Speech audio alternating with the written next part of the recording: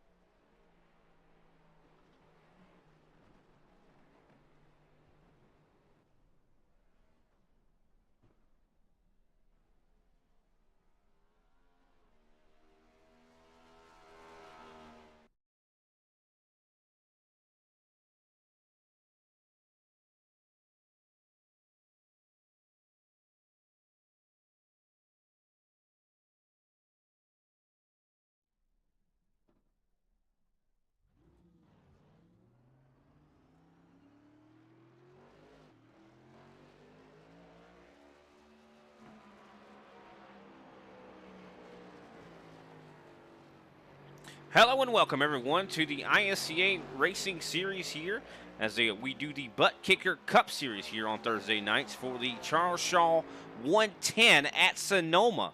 110 miles here at this difficult racetrack. Me and Big Al have already been pretty used to seeing Sonoma as we did a race last night that was actually 75 laps. This one's actually going to be 55. Definitely excited to see how this race plays out. Of course, I mentioned Big Al. Big Al, how are you doing tonight? Hey, Big Al's doing pretty good, Brian. Welcome to the beautiful Sonoma wine valley. This is wine country. As we get set to go racing for some 55 laps here with stages on 11, 22, and 55, driver's going to be given 5 sets of tires, and the fuel window looks like it's going to be about 30 laps. That track temperature is going to be sitting at about 127 degrees with that outside ambient air temperature at 83 degrees. It looks like it's 106 in the afternoon in Sim. And man, this is going to be a great race here, Brian. Oh yeah, I definitely agree to that. It is going to be an entertaining race to say the least. I think a lot of elevation changes. You can see that as Joseph Lester's qualifying. He's actually was the fastest one in practice. So and a lot of these guys are actually pretty close on pace here. Should be a very close race. I'm excited. I mean, you can see all these elevation changes, and I'm curious what the difference is going to be for this next gen versus the truck. That's for sure. And also, I do believe this is the season finale. So maybe take a quick step away and look at the points here.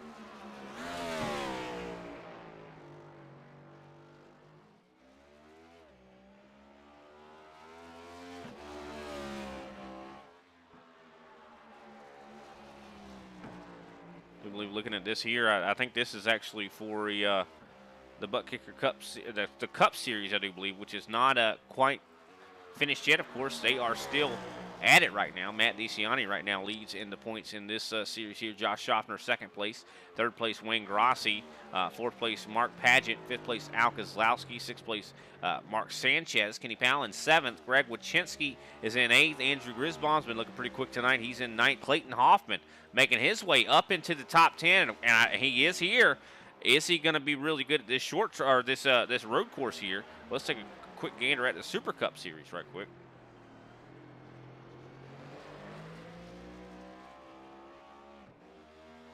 Clayton Hoffman is in the points lead for this one here, as he has now 4 wins and a lot of points going to that man right there. Well, I don't know. Actually, he hasn't been quite as consistent when it comes to actually showing up for these races, but he's got more wins than anyone, which is, of course, going to definitely make him a solid lock for possibly the championship. Josh Schaffner, second place right now in the points. 9 top 10s, 2 wins. Mark Paget, third place.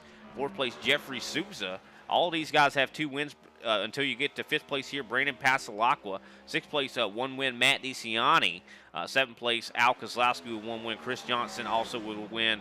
Noah Bitts with a win here. So that means the top 9 here in the points actually all have won. Only person who has not, who is in the top 10 or 10th place in the points, is actually Wayne Grossi, Big Al. Yeah, definitely. That shows a lot about the strength of field here, man. These guys are definitely duking it out this year. But, they're getting to do something tonight that we don't normally get a chance to do, especially with this next gen car. I think the delta between what we saw with the trucks and these cars is, I think it's going to be all of that horsepower. And if the drivers aren't going to be able to consistently apply that and put it firmly on the ground, well, I think they might just spin around and around and around. Definitely a good way to put it. I mean, a lot of guys really close together on time, so I think it's going to be some good battling. But when we saw some, trials and tribulations, I'd say, in that race last night. Of course, this was not quite as long, but I really am curious on what the difference is going to be for the next gen versus the truck. Downforce wise, I don't know. I think these cars are definitely going to be a little bit better when it comes to through the gears. I mean, I don't know. What do you think? I mean, these cars seem like they're even built for road courses in a way. Yeah, definitely, and a big part of that is going to be that independent rear suspension is something that its predecessor didn't have. Plus, with those big tires and the big rotor combination, it'll allow teams to be able to come out here and actually get stopping power as well as going power. And once you really feel this car out and you learn to trust it, I think it's going to be a good time. She is squirrely. She definitely can be loose, especially with this hot track temperature. But I think we're going to be in for some really good racing, especially looking at how close some of these lap times are together, Brian. Yeah, the fastest man right now who holds the pole is Joseph Lesser with a minute 15.998. He is the only one who has hit a sub 16 lap. Everyone else is pretty much, well, Mark Paget's right now in the 16s. Matt DeCiani not far behind, also minute 16.957. Next man up, new guy to the series here, fourth place, Joey Bree. I don't know, Brebe, I think that's the way you probably say that name. Not sure. Hopefully we get to talk to him and he can maybe correct us. But he's got a minute 17.150 here. Everyone else pretty much in that 17 range or 18, 19. So there is kind of a spread going on, but I do believe there is going to be a lot of tight racing going on here tonight. Yeah, absolutely. It is definitely going to be that.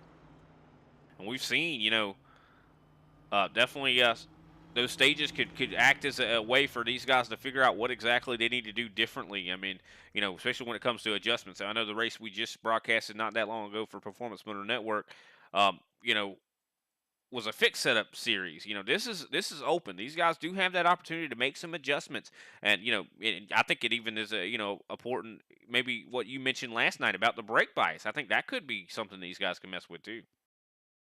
Yeah, there's quite a few adjustments these guys can make on these cars here, but I don't think anybody's going to be making any adjustments out front. You're going to have to get out there, put some laps on in race pace, because that's totally different than practice. Practice, you know, we're talking about practice. You know what I mean?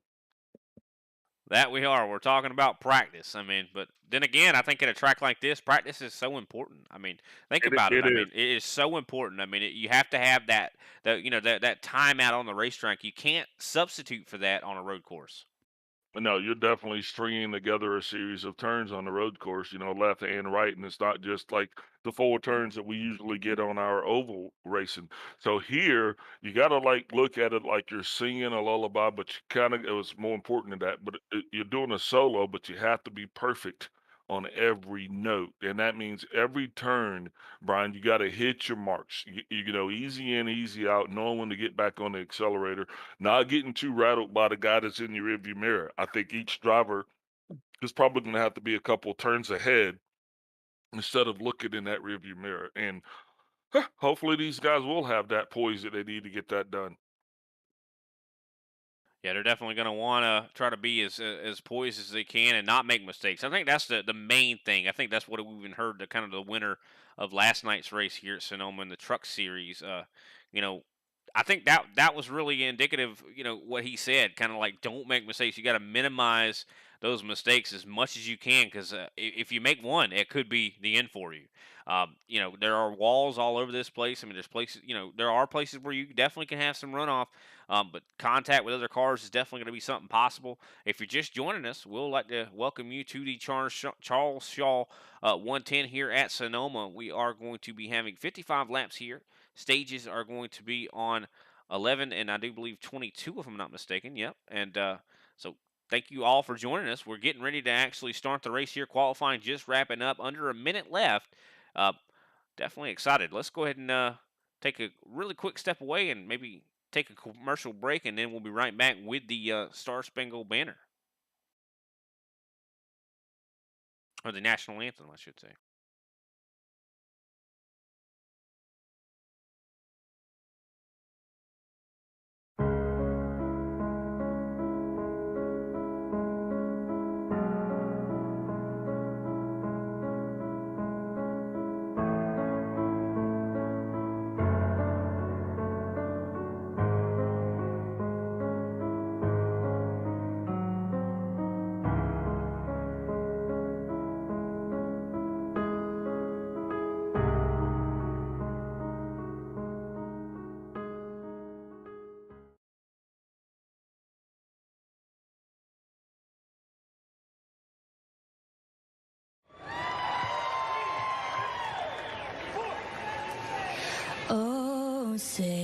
Can you see by the dawn's early light what so proudly we hailed at the twilight's last gleaming, whose broad stripes and bright stars through the perilous fight o'er the ramparts we watched were so gallantly streaming, and the rockets' red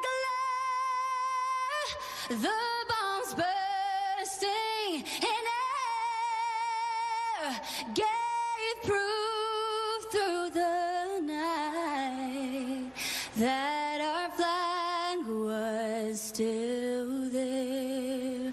Oh, say does that star-spangled banner yet wave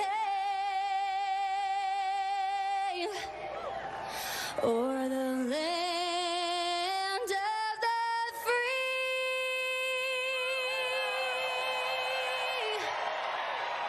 and the home of the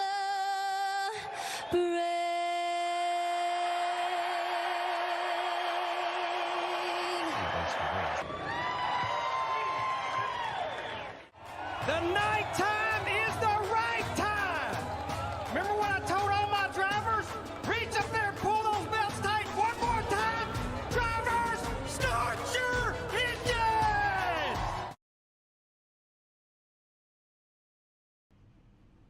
And welcome back, ladies and gentlemen, as we get ready to kick off of the Charles Shaw 110. Let's go ahead and start through that lineup here. Looks like on the pole we got Joseph Lester, and alongside of him is going to be Mark Paget. In third place is going to be Matt DeCiani. Alongside him is going to be Joey Preeb. Next to him is going to be Brian Johnson with Flip Radojic. Next is going to be Andrew Griesbaum and Mark Sanchez. Greg Wachinski, Robert Pattengale. Kenny Powell, alongside him is going to be Clayton Hoffman. Then we're going to have Jeffrey Souza and Al Kieslowski. And on that last row is going to be Paul Osen and James T. Oxford. Ladies and gentlemen, I apologize for if I would have destroyed anybody's last names. That was definitely not my intention. It just, well, I definitely have to work on that. We're going to get some angry emails for that one, that's for sure, Big Al. But looks like we're getting ready here for the pace car to pull off of the, grid here. I don't know. What do you think? I know we said last night in that truck race, we said the Porsche was probably faster, than those NASCAR trucks. Do you think it's faster than these next-gen cars? I'm curious what the lap times are going to look like compared to what we saw last night, too. Now, I'm going to have to go ahead and stick to the American muscle that is proudly displayed here at Sonoma, man, because, that's just the way that's the way it is. This is NASCAR. This is what we do.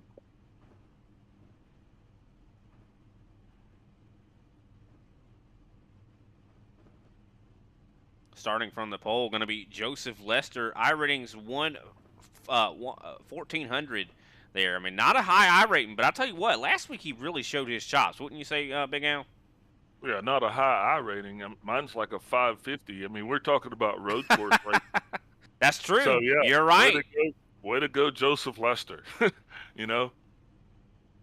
Yeah, I'm telling you, it's an entirely different dynamic that you have when it involves turning left and turning right. That's what you're going to deal with here tonight, And so once these drivers actually do take off behind the pace car, the key to the entire thing is simply going to be the patience of getting these things lined up. Now, 11 laps is not a lot of laps, for these stages. So, I think the key is going to be the sooner you can get lined up, the better. And then we'll see just how easy it is for these guys to pass amongst themselves within the field. Some guys out there revving the engines. I guess they're ready to go. I don't know why we haven't rolled off yet, but I do believe we'll be rolling off soon. And I was just looking through the field here. The highest road eye rating we see out here tonight is, I do believe, Brian Johnson in that 5th place position.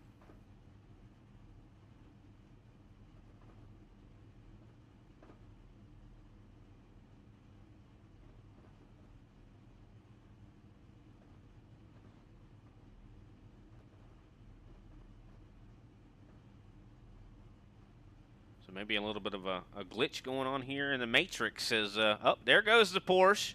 Pace car pulling off, and we are set to get racing. Man, I think this is going to be an exciting one. I mean, this is going to be a little bit out of these guys' comfort zones, but I mean, I know these guys are ready to tackle this level of a event. I can't wait.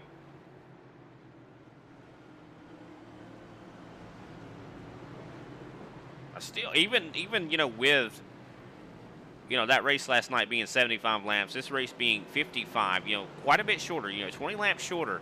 I think that's still plenty of time and opportunity for these guys to get really sweaty too. I mean, we talked to some of the guys last night, and they were drenched in sweat after this one. Do you think we're going to see the same thing tonight, Big Al? Yeah, 55 laps. I mean, their adrenaline will be pumping, but I don't think I wouldn't imagine it will be too intense though. But we will see as this thing starts to roll out. Remember, additionally, there won't be any cautions that come out on this. Most of those will be localized, except for those stage breaks that we got set in here. So 11 laps, not a whole lot of time, just enough to get the tires up to operating temperature. Just how long was that fuel run again, Brian? I do believe it was 30 laps, Big Al. Quite a long run there. So I don't even know if those guys are even going to have to, or if these guys are going to have to worry about fuel at all, to be honest with you. Roger, fuel will not be a factor there with the, at least through the first 2 stages. So drivers will be able to actually make it all the way there. And then that 3rd stage looks like they'll have just enough with the caution to get this thing in the books. Now the question is going to be how patient everyone is as the pace car is off now. And our leaders will be making that right turn and bringing this field around to the green. And we saw a lot of passes through this section of the racetrack, too, as we get ready for the green flag to come out. Field in the hands of Joseph Lester. And there it is, the green flag waving out in the air. Good start for him and Mark Paget here, but Joseph Lester is going to be able to get clear into turn 1. Yeah, definitely. He's going to want to get that car out front. At least, I don't think it's going to be an issue of clean air or dirty air. I think it's just going to be an issue of being out front. Now, some guys don't want to be out front. Some guys are going to chase, but now Mark Paget is doing just that as Joseph Lester is leading us through the turns here. Oh, Philippe Radijic off the racing surface. He is now going to fall back to last at 99. Plenty of racing to go here. No need to James Oxford having a similar issue here. He is off the racing surface.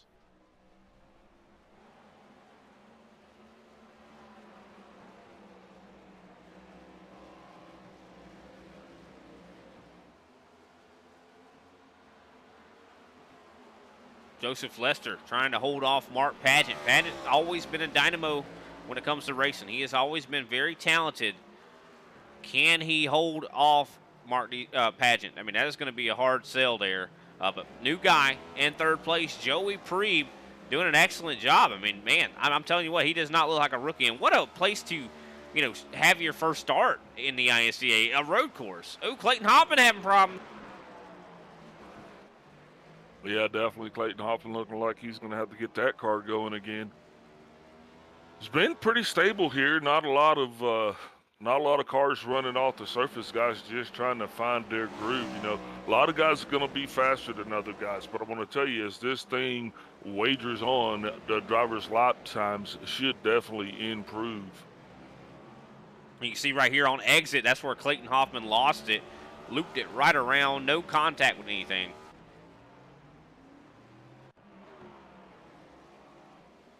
That's definitely a place you could do it. I mean, we saw, you see a lot of people getting loose out of that corner, but Joseph Lester doing an excellent job right now. Able to hold this. Joey Freed now. He loses control right there.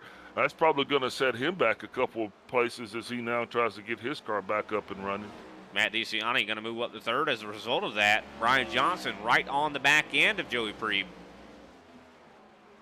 You know, that's the key here. You know, and some drivers are going to be faster in certain parts of the racetrack than others. You know, your point, though, you're going to try to be fast and consistent around this entire racetrack. So, you know, good on Priebe to actually get that car back going. It looks like he only lost a one position, but he is going to have, and Brian Johnson's going to be knocking on the back door, and that's probably not going to make him too comfortable.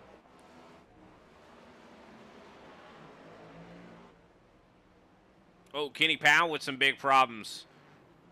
He loses it. Now I'm going to fall back to 12th here. Looks like that 17 car of Robert Pattengill's finding himself on pit road. Think he might be declared an early into his day here, Brian. Yeah, I know some guys even said that, you know, kind of before the race. We were talking to some guys, you know, saying that they, you know, might not do a lot of laps here, don't feel very comfortable. So, I mean, you know, kind of not surprising that, you know, some guys might call it, you know, an early day. Unfortunate, Well, you know, you don't like to see that, but I mean, if you don't feel confident, you don't want to endanger the other drivers. Well, you know, it's like I was saying, you know, not everybody's going to be fast on this thing. And the car is loose, you know. You just got to get comfortable with it. Looks like There it is, challenging for the lead. Battle for the lead. I think we just said that at the same time. Yeah, we did. I'm sorry about that. No, that's awesome. It was almost a concerto, challenging for the lead. Joseph Lester, though, holding off Mark Padgett. Padgett was able to at least get side by side there. This is going to be a huge battle here. I mean, I'm loving every bit of this, Big Al. Yeah, absolutely. And those two are definitely pulling away from the rest of the field. But as they continue to battle, it's just going to allow the rest of the field to kind of catch up a little bit now. These guys right now, they've got 4 laps in. We still got a long way to go. You know, you don't want to just tear your stuff up too long. But I'd be interested to see just how the tire wear is going to work out for these guys here with just 11 laps on them. Looking here through the cockpit camera just to kind of get a better view here. Oh, look at that. Joseph Lester under clear and present danger is Mark Padgett. Putting a lot of pressure on him. This is the place you want to put pressure on someone. You don't want to be looking forward. Or you do want to be looking forward. You don't want to be looking backwards. You don't want to look in your mirror. You don't want to look at your relative because that could distract you. You need to hit your marks. And Joseph Lester probably feeling a little bit of pressure, some intimidation from Mark Padgett. Yeah, Mark Padgett's definitely filling up Lester's rearview mirror with that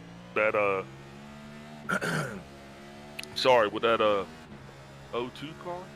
So not definitely making him comfortable because you do understand it's just like what you said. When you see that guy behind you, you're spending more time looking in the rearview mirror than you are looking forward. And that will be the one thing that will cause Lester to lose lap time. You know, that's the difference between practice and racing. When you're in practice, you're really kind of concentrating on that lap time. But sometimes just the presence of another car on the racetrack, it just does a little bit more to unnerve you. Oh, it definitely does. I mean, especially, you know, I know I'm a person that kind of suffers from some anxiety. So whenever I have someone like right on my rear end, that's when my anxiety is at its highest, and that's when I'm more likely to make a mistake. When I'm behind, you know, maybe if I'm in second place and I'm chasing down that leader, that anxiety level's not as high. You're like, you know what? I'm chasing that carrot, baby. Yeah, and speaking of chasing that carrot, so Paul Olsen is right now, he is going to be that first car that's going to be potentially caught by the leaders to go lap down. The reason why I'm bringing that out is not to single out Paul Olsen, but the question is going to be, you know, how easy is he going to make it for the leaders to get by? Because remember, with road racing and iRacing, you don't have to yield for the leaders to go by. Is that 92 car is actually going to try to go ahead and slip on by. Yeah, he's able to make the pass there on Andrew Grisbaum, moving on to 7th place. Still fighting for the lead here, though. Mark Padgett turning one of the fastest laps of the race here, minute 16.753 here. He is catching up to Joseph Lester, has been putting a lot of pressure here, but it seems like it's very difficult to pass. I think Lester is definitely he's actually doing a great job at, you know, not folding here, not making too many mistakes. He's just making, or he's not making any mistakes, which is allowing him to. Car found himself in trouble one more time, Brian. Yep, James Oxford going around there. We've seen a lot of guys have problems in this area of the racetrack. I know last night, maybe not tonight, but I mean, definitely have seen a lot of guys having problems coming off of those corners. Yep, and looks like the leaders have already slipped by Olsen. He is actually being passed by several people now without incident. He's going to go ahead and take it around there on pit road. Definitely an interesting pit road this is, too. I would say it's very dangerous, very narrow coming in there. I mean, imagine on that last stage if we do end up having to see green flag pit stops. I mean, if the fuel runs 30 and they go green on probably 25, 26, somewhere in there, that's going to be close. Yeah, Oxford and Al Kozlowski are now battling as those two are going to be the next two cars are going to find themselves in the sights of the leaders.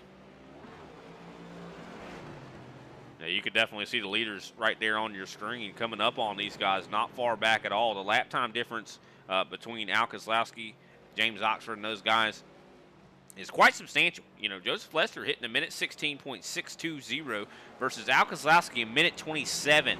Oh, this is going to get real interesting Oh. right here. He's got a jam. Now, the question is Padgett going to be able to make that work for his favor? And I don't think so. I think it's just going to actually kind of slow him down just a little bit. Like I said, it's going to be interesting to see how those two are going to interact with each other once they got around that lap traffic. Excellent job, though, of them getting by those guys as cleanly as they did. I mean, that was beautiful. Could have been a host of problems in that situation there. Lap traffic is definitely not something you want to run into here at Sonoma. No, it's definitely not. But, you know, I'm glad that a lot of these guys are actually, you know, sticking it out.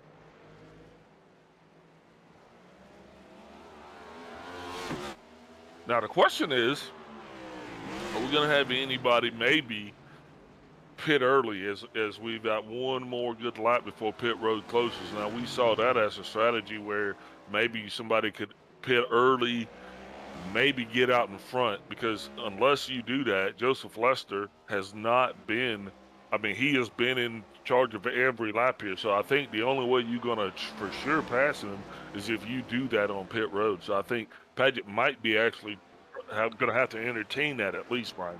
I think you're hitting the nail right on the head when it comes to that. I think you're exactly right. I think that could be a valid strategy for any number of these drivers that feel like they, you know, if they got out front, they would have the pace to keep it. Could be the case. I mean, they're definitely losing their opportunity to do it if they don't do it here soon, because, like you said, pit road's going to close at some point, and you know, you don't want to be caught going down pit road and getting that penalty. If I was a Mark Padgett to a Matt DeCiani, I definitely, or even a Brian Johnson, a Clayton Hoffman. Hoffman's looking quick. I mean, whoa, got a car that just ran off there. I think James C. Oxford again slid off, and with that, it looks like he's going to go ahead and take the toe to pit road. He has not had a good night here tonight at all. Already now 13th on back, is now a lap down.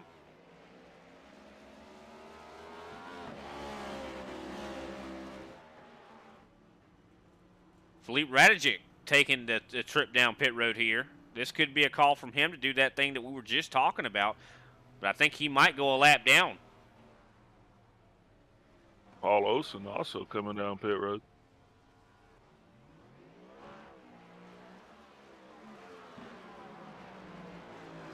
The fight is still ever present here for the lead.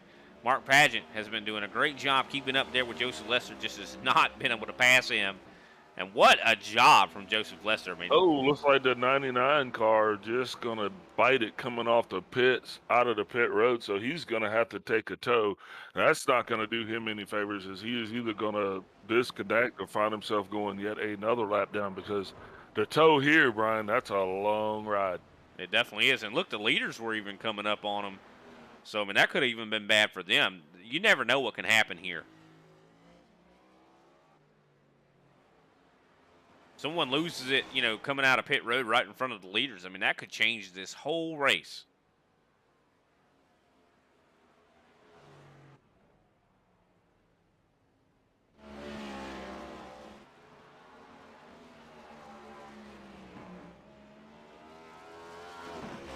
I'll tell you what, though, the two fastest guys so far here tonight have been Joseph Lester and Mark Pageant. They have been clear on another level. I mean, they have been hitting nothing but minute 16 second laps. Everyone else has been hitting 17s and 18s. I mean, these guys are on a completely different playing field right now, Big Al.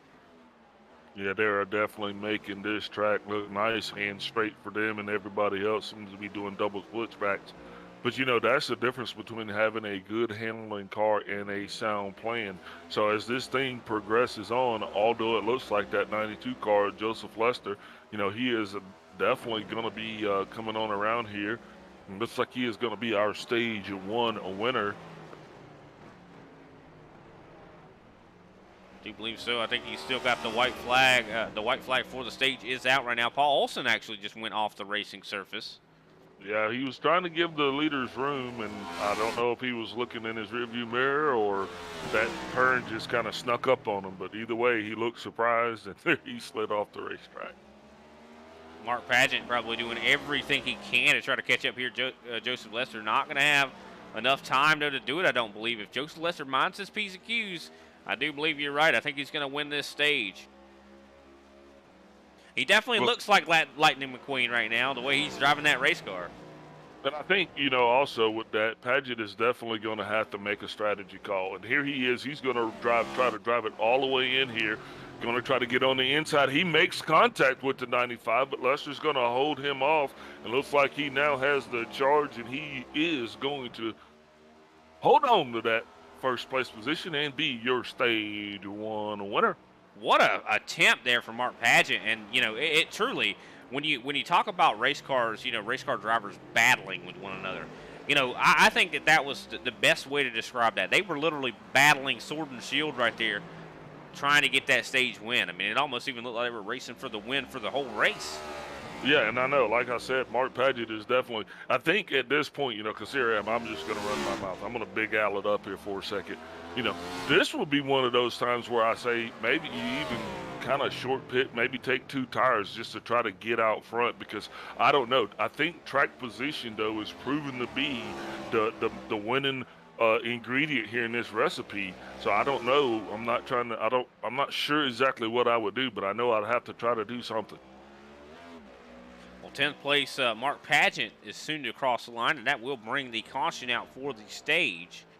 And I do believe the caution is out, should be out any time now. Yeah, Kenny Powell actually has got the leaders right on his haunches as he is trying to come around here. So these guys are literally still racing because the caution has not yet come out. Yeah, he's probably too busy right now to throw the caution. I don't know if do we have that ability? Now there it is. And there is the caution. Powell actually made contact with Paget. So they swap paint. Will they swap words? Yeah, that's the bad thing about it is Kenny Powell had to throw the caution there. You know, because he had to do that, he probably wasn't able to put his. Oh yeah, and then Mark Pageant even hit the wall there.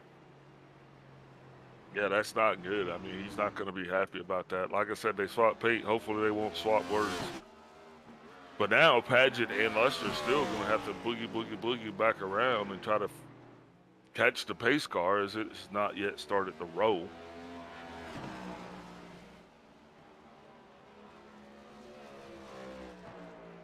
All right, well, let's take a quick step away, pay some attention to our sponsors, and maybe come back and we'll talk to Joseph Lester. What do you think, Big Al? I think it's a great idea.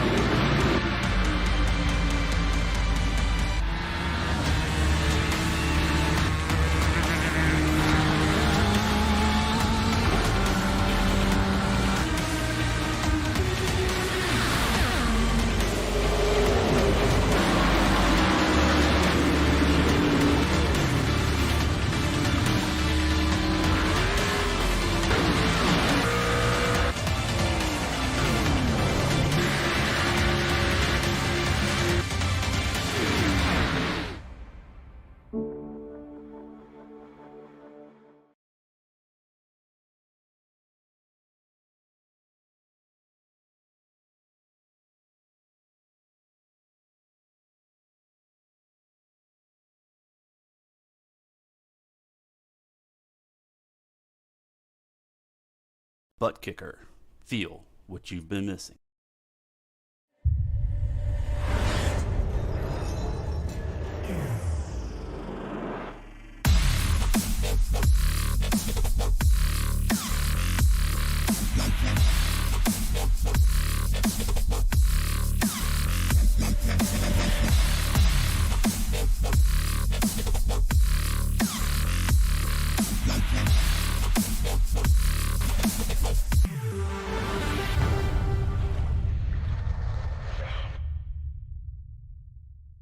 Get yours today at thebuttkicker.com and be sure to use our 20% discount promo code ISCA20.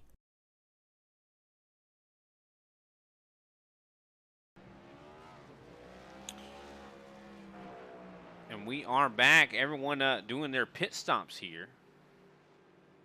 Interesting to see, though. Everyone pitting but Joseph Lester here. He stays out. What an interesting call there, Big Al. No, I don't think it's a weird call because it's just what we've been talking about. You know, it's track position. And with him being in the lead, and, you know, if he feels good on his tires, why not? You know what I mean? Well, my question is, though, can he make it on fuel? I mean, 30 laps is what you can make it. I mean, yeah, but we only got 11 laps to go before this stage yeah, is so, over. yeah, I guess that Well, might that's even be a call. true. That Yeah, definitely makes absolutely. sense math-wise. And if Mark Paget's car's a little banged up and he's got to take any time extra down pit road to get it fixed, you know, Lester, there's nobody else that's really even been in contention. So not mad at him for that call at all. I think it was a smart call. Definitely very interesting. I'll say that. I mean, I never would have expected someone to forgo that set of tires. I mean, I guess it just to make sure that he won the race off pit road, but still, I mean, this is definitely changing things up quite a bit. I mean, I even think Clayton Hoffman decided to, well, I think he did pit, but I do believe he was able to maybe not take all his tires. Could that be the case? I mean, looking at his time spent on pit road, he just took fuel, I do believe, 4.8 seconds in the box. 11 laps, not that long. But hey, guess what? We've got Joseph Lester here in the broadcast booth. Why don't you ask him yourself? Joseph Lester, you were able to win stage one. Man, what a call there for you to stay out. I mean, how are you feeling? You must be feeling pretty dang good if you're going to stay out. Well, I mean, I've run like 3 NIS races this week for practice, and I've actually ran my best lap staying out on old tires the whole race on around lap 47. So, I mean, I can make it to the end of the stage, so I just figured I'd stay out and keep the track position. I'm telling you what, if it works, it works. And it seems like you've been looking like Lightning McQueen out there, been holding off charges for Mark Paget. Were you ever worried, or you know, you just definitely confident in your machine here tonight? I knew he was back there, but honestly, it was just the first stage. If he had gotten to my side, other than that one time, I was going to let him by. I really didn't even pay attention to him. I was just running my laps. You definitely excellent work. I know the pace car lights are out. You're getting ready to go back green here. Who can we shout out at your stage one victory? Money House Graphics for the paint scheme, as always. Cyclone for let me race. Josh Ward for helping me tune this set. And I think that's pretty much it.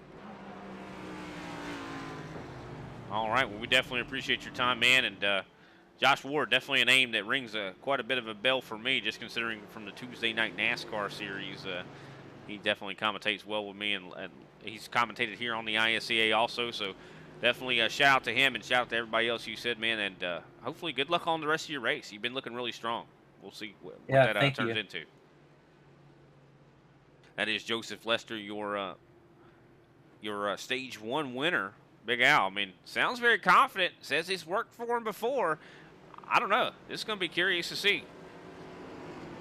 Well, it's like I was saying, Brian, you know, 11 laps is really not a lot of laps on a set of tires here. So, you know, and he said he'd made it 47 laps. So, hey, there's really no reason for him to even stop here until the second stage, you know? Yeah, 100%. And one thing about it, too, I thought he went really early there. Everyone, you know, having to try to catch up here. And there is the green flag waving out in the air. Joseph Lester wasting no time. Clayton Hoffman now, I do believe, side by side for second place. Yeah, this is definitely not the way this race started, and I'm going to tell you, Mark Paget definitely can't be feeling too good now, as he is just now coming around that start-finish line. So he's going to find himself definitely falling back a little bit. Hopefully he was actually able to get the majority of that damage fixed, and he'll actually be able to get back up here and put that car back in contention, as he's now going to go ahead and slide by Mark Sanchez and pick up that 9th place. Ooh, problems with Jeffrey Souza off the racetrack, falling positions like crazy.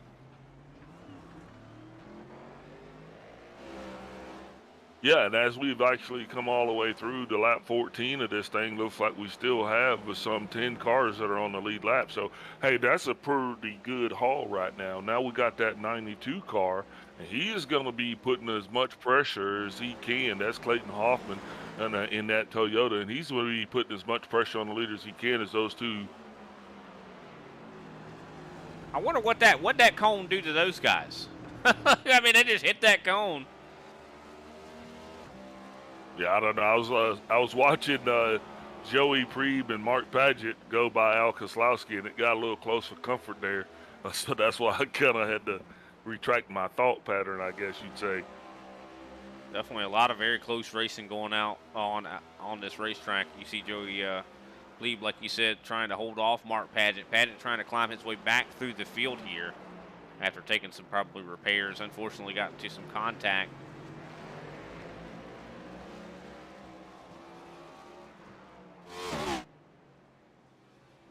Greg Wachinski having a pretty good night tonight. He's now in 5th place.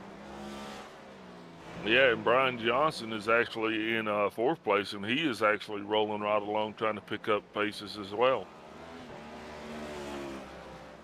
Yeah, he's trying to catch Matt DeCiani right now. Not that far back from him. But one thing about it, though, the closer and closer these guys get to the rear end of another car, even though downforce might not matter that much here, it still, does influence how your car handles that corner. So if you're, going into maybe a faster turn, it could definitely cause you to have some type of handling condition. When you say, Big Al? Yeah, absolutely. And Mark Paget is actually going to go ahead and make that pass on Joey Prieb, and that's now going to put Paget back up to that 7th place position. He has got his car kind of figured out, and I think he's just going to try to get him back up there to the front, Brian. It looks like it might take him a little while, but he definitely seems to be a man on a mission. Oh, yeah. I would definitely be on a mission, too. I mean, trying to get as many positions as I can before the end of this stage here. Yeah, I know. And then just like that, looks like Brian Johnson is really starting to put the pressure on Matt DeCiani. This battle right now taking place for 3rd place. DeCiani, though, putting down some pretty good lap times, but definitely is not going to make him comfortable having that forward Brian Johnson there rolling up right behind him like that. No, not at all. And one thing about it, I think we've discussed, previously in other races, other road course races, some guys are going to be better in certain portions of the racetrack. And, Brian Johnson might be, making hay, in certain parts of the track, but DeCiani seems like he's faster than others.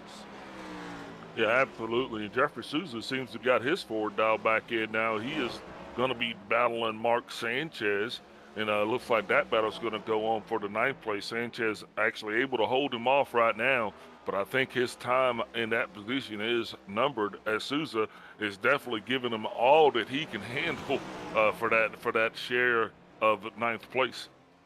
Yeah, we've seen Souza make some mistakes here tonight. I mean, I think he probably has some very good pace. I mean, looking at his lap times, he is definitely a top 5 machine. But unfortunately, mistakes, you can hot lap all you want at a track like Sonoma, but you have to be able to put together laps, consecutive laps. Yeah, well, Souza actually was able to make that pass on Mark Sanchez, and just like that, looks like Mark Paget is reeling in Andrew Griesbaum, and he's going to make the pass on the Griesbaum, and that's going to actually move. Oh, Griesbaum gets turned around right in front of, I do believe, of Joey Prieb. Yeah, Joey Prieb. Yeah, but it looks like he's going to keep it going. I think you might see him actually dipping down on pit road after that. Take a quick look back at this. Looked like he was yielding the position to Paget, but just didn't see Preeb coming around there. Oh, and he got up on the rumble strips, and it kind of sent him around. Yeah, I think those rumble strips definitely sent them around there. You definitely want to get up there and attack that, but it can cause your car to not have handling, and that's going to be some front-end damage there for Joey Preeb. Yeah, the person who actually, I was just getting ready to say, the person who actually got the short end of that stick was Joey Preeb, as he appeared to make direct frontal contact on his car. That's definitely not going to make it run any faster or any cooler, Brian, as that track temperature is at 128 degrees.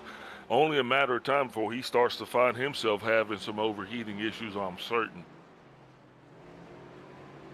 Yeah, 100%. I mean, the track temp's pretty hot. I think it's just slick out there for a lot of these guys, and I'm sure that rumble strip doesn't have terribly too much grip on it. Yeah, no, Jeffrey Souza now, he's going to come on up and try to make easy work of Andrew Griesbaum as well. That battle will be for position, as Souza is now in 9th, and they will be battling for 8th. Don't know if Griesbaum's actually going to try to hold him off or let him go. Just be interested to see what's going to happen there. I don't know, Griesbaum probably not handling too well right now, but still going to be trying to battle back. Griesbaum's car probably didn't take too much of a shot, though. Like I said, the person who really took the worst end of that was Preeb. But hey, there is Jeffrey Souza now. He's going to go ahead and move up to the 8th place. So that's pretty good for him. He seems to be running pretty good. Another pass here. Mark Paget moving back up to 5th place here.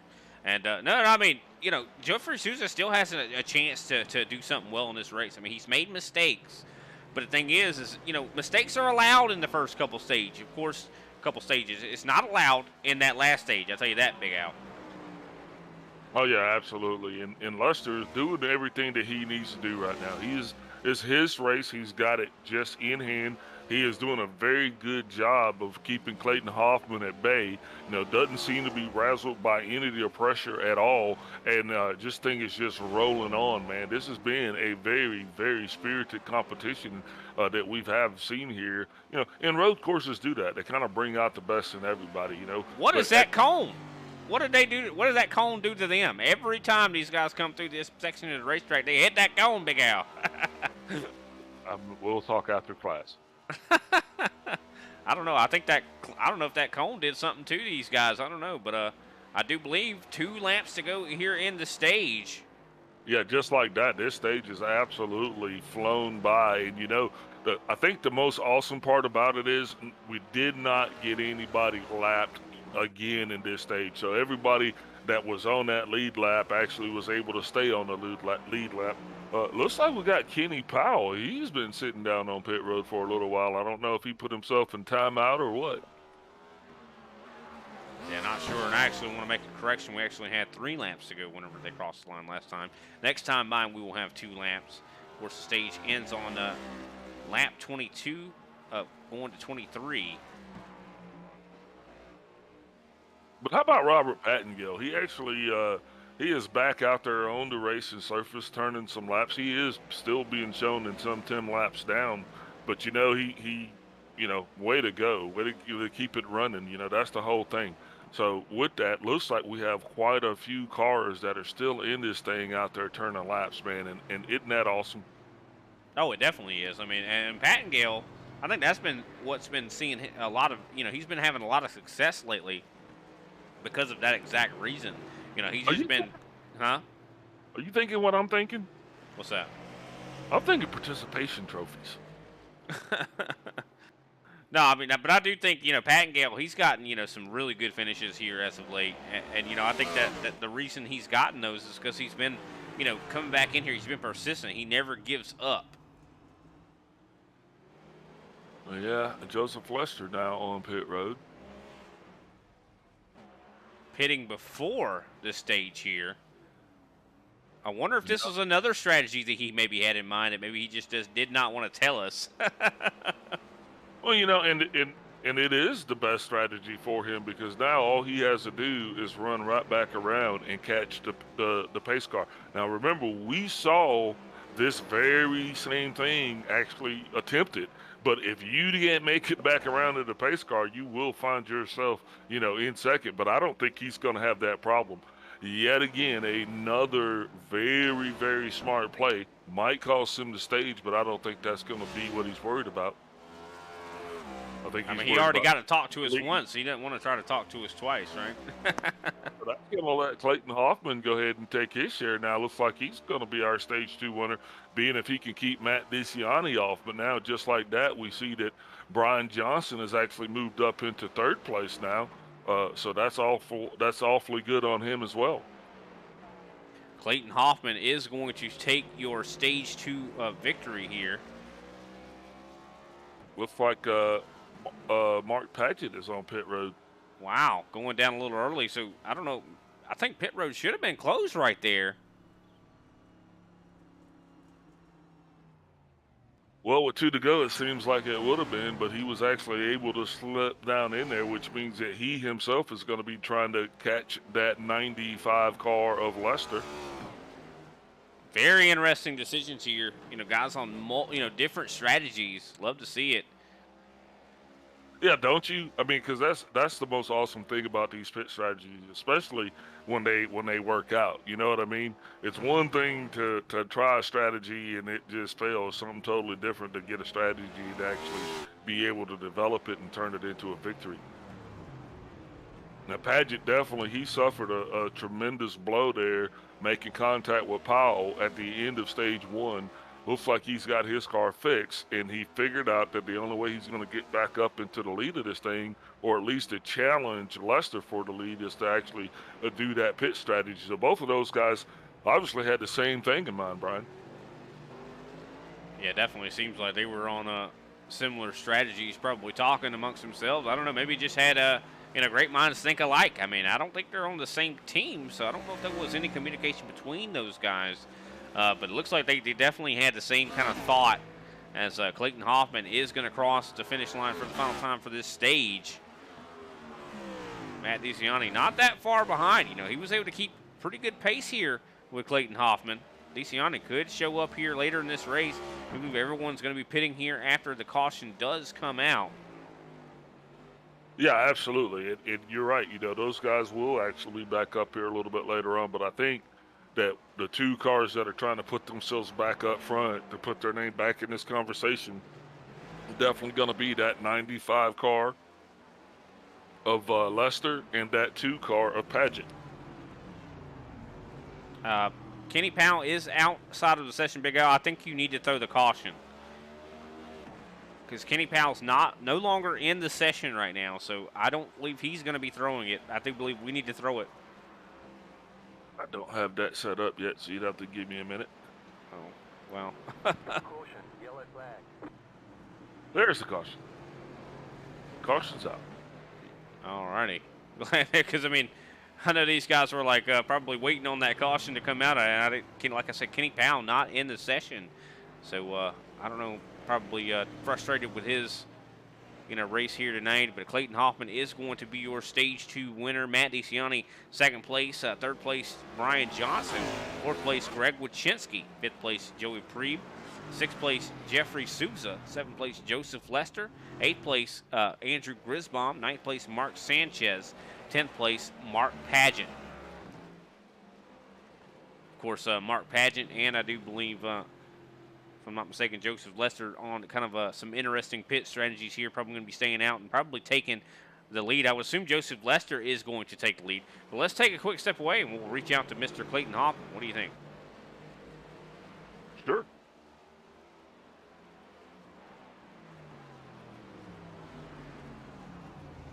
He's not in the Discord.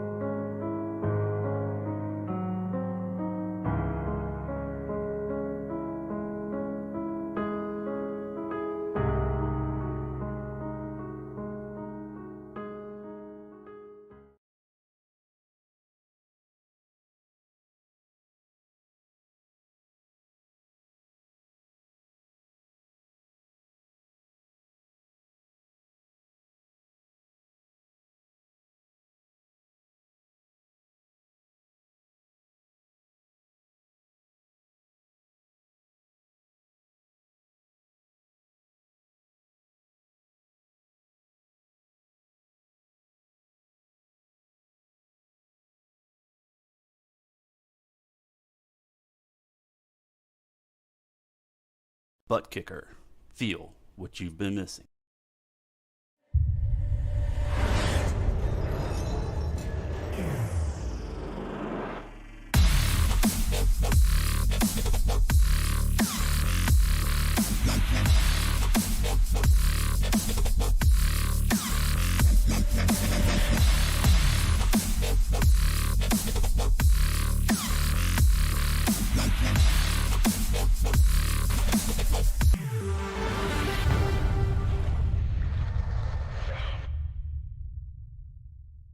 Get yours today at thebuttkicker.com and be sure to use our 20% discount promo code ISCA20.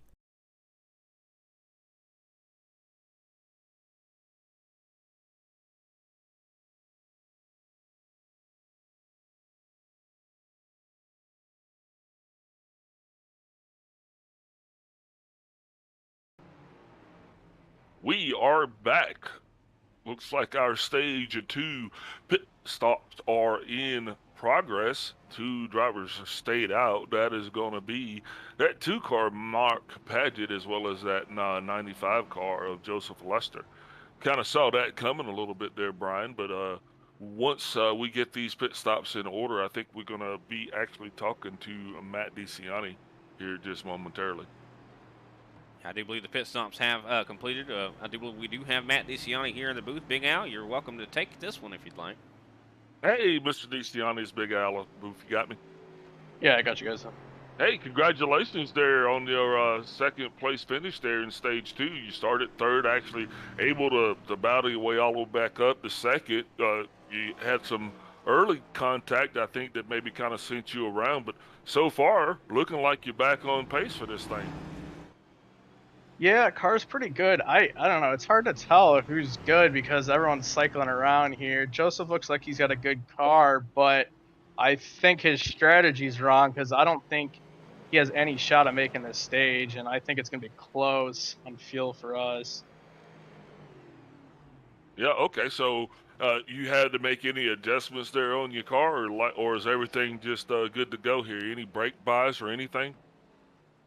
No, not really. It's hard to adjust when, it's drivers learning new things every lap. I didn't have many, official races to run this week, so just kind of learning every lap. And, I might do some brake bias adjustments now, but feel like my car is pretty consistent, so we'll see what happens. You know, definitely, I'm telling you, from where we're sitting up here looking, you definitely seem to have everything kind of worked out, man. Appreciate you giving us a chance to talk to you.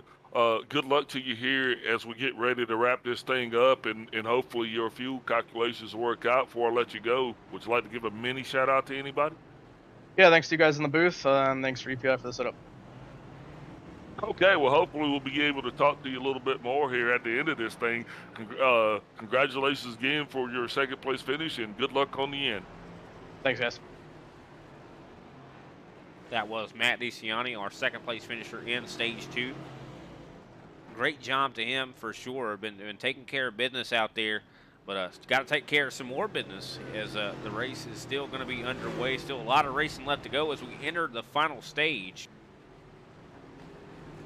Yeah, and you know the funny thing about it is it's calling it 32 to go, but they've already got 2 down. So I think he was right on something there when he said that it's going to be tight on fuel, especially for Clayton Hoffman and Matt DeCiani. I mean, for Joseph Lester and Mark Paget. Man, don't pay me any attention. I got fog brain. Well, I'll tell you what. I mean, they have been fast, but then again, I mean, like you said, I mean, if the fuel runs 30 laps, these guys are going to really be having to pedal it to try to save as much as they can. So probably not going to be turning very quick lap times, I would assume. Man, this is going to be interesting to see how this all plays out. I mean, I don't think anybody really is safe, considering, like you said, 32 laps to go here when we go green. And Paget's already, Paget's shown with 3 laps on his tires. Lester's shown with 4 on his. If my math serves me right, even though I was from North Carolina, I just don't think that's going to equal the same thing. Green flag back out in the air. And Brian Johnson actually wasted no time as he got the jump on Mark Paget. Now he is in second place. Paget's going to push back up as Lester is definitely still out front. Paget falling in behind Johnson now, but here comes that 92 car. Clayton Hoffman, Jersey's able to win stage 2, trying to go and maybe win the whole race here. But Johnson has worked his way up to second place, trying to work his way up to Joseph Lester. Johnson been looking really good here. That 4 car has been the select races he's shown up in this season. He has been strong.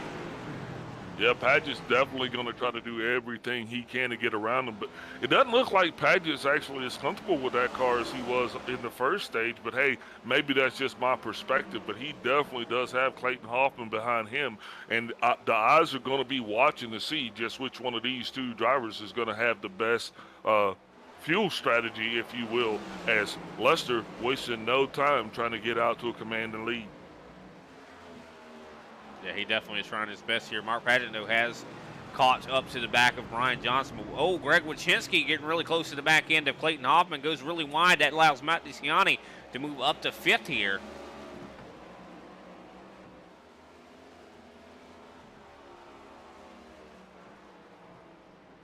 And these guys are battling. They are battling because they do know this is the last stage. And there are no cautions in this. And track positions, everything, as Mark Paget gets a little bit loose there. That's going to allow Brian Johnson to pull away from him just a little bit. And Clayton Hoffman still now has Paget in his sights. I don't think it'll be long before we see him making a move as Greg Wachinski gets a little bit loose there, Brian. Yeah, Matt DeCiani able to move his way up to now 5th place, getting around Greg Wachinski. Wachinski now going to be under fire from Joey Prieb in that 65 machine, Reaper Speed Labs car there.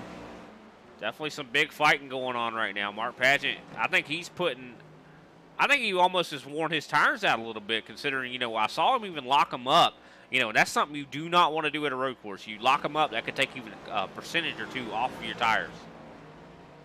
Yeah, flat spotting them. I don't know. Do you think are tires going to be the variable at the end as Paget locks him up again going into that final turn?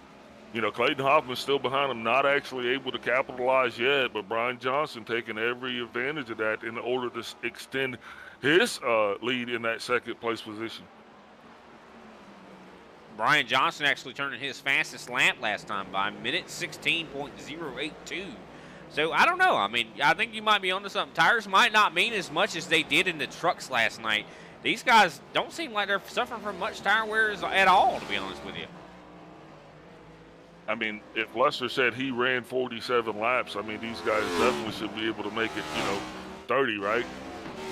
Not on fuel.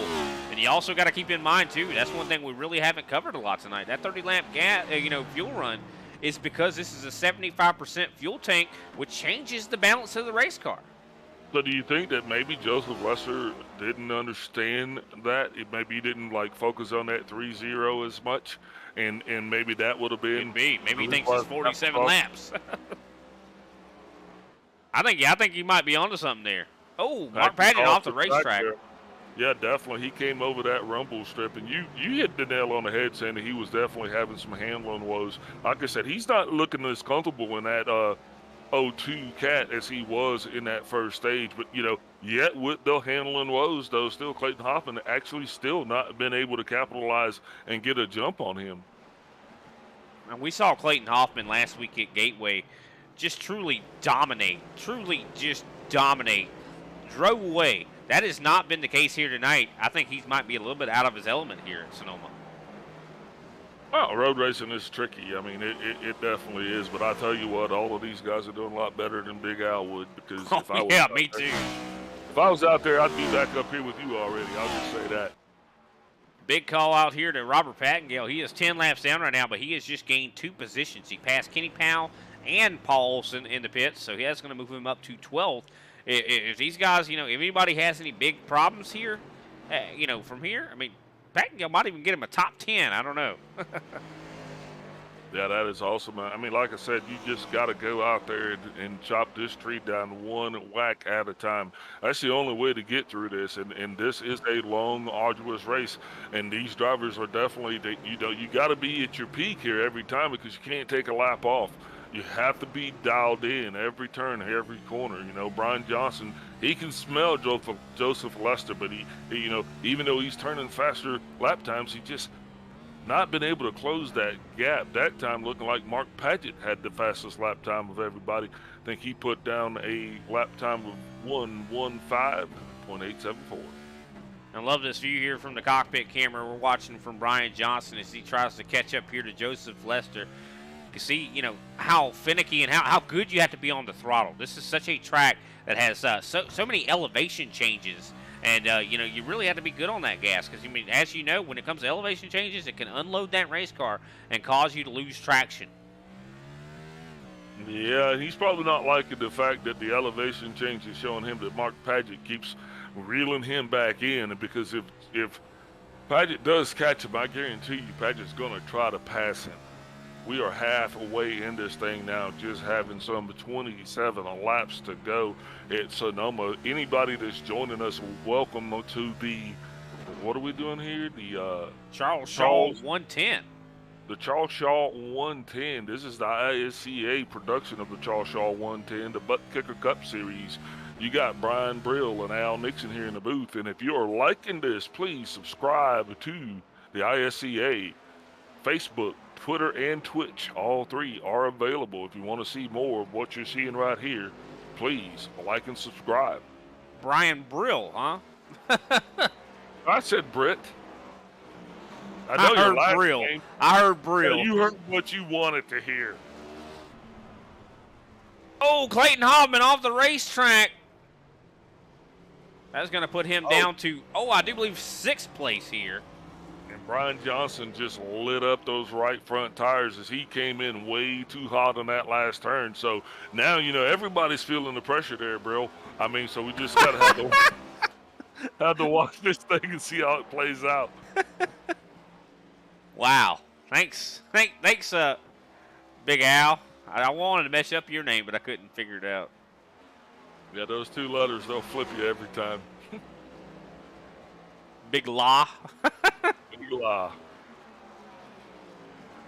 But this stage right here is rolling by, and I'm telling you, we are watching to see if our fuel calculations are going to be right, because if what we're seeing is going to be correct, I think Lester and Paget both might come up just a little bit short by at least a lap. And Lester, he has not been able to take his foot out of this thing at all. He has literally been leaning on it, trying to get as much room as he can in that 95 Chevrolet of his.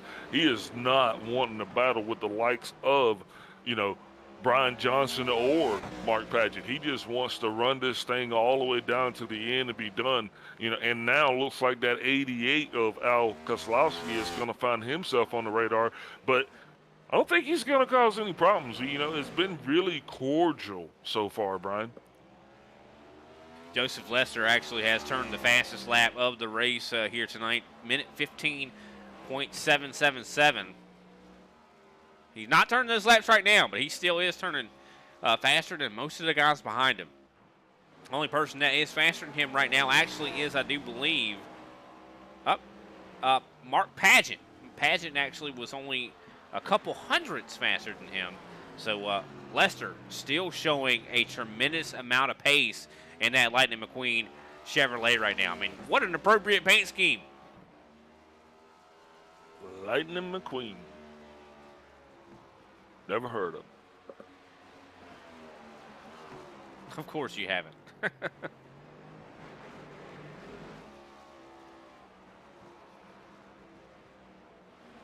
Well, one of the closest battles on the racetrack has to be Joey Plebe, I should say, catching up here, trying to catch up at least to Matt DeCiani. Not that far away. This is Prebe's first race here in the ISCA ButtKicker Cup Series, and he is definitely doing a great job on point here right now to try to even, or on track here to get a top 5 position. You know, Brian Johnson is literally wearing that right front tire out every time he comes into that one particular turn. So I'm wondering just how long it will be before that actually does start to cause him a little bit of discourse. As Al Kozlowski, he's definitely going to let second and third place cars go by. You know what's interesting, though, Big Al? If tires don't matter, and it seems like tires don't matter really here tonight as much as we thought they would. What really does matter then is the fuel load. You know, once these guys start to get lighter, that's going to make the car faster, but it's also going to make the you know, changes in the. Oh wow, Joseph Lester just turned the fastest lap of the race, minute 15.556. He said his car got faster as it ran longer. Wow. I don't know if he's making gas with that thing or not. He But definitely making is not. time. He's not. He's going to run out of gas, but he is making time. And I think that is, you know, kind of proves the point I was just saying. You know, the lighter that car gets, the faster it's going to get. Of course, it might change the handling characteristics, but definitely, you know, lighter. It's easy to get that that throttle down and get that power down to the racetrack.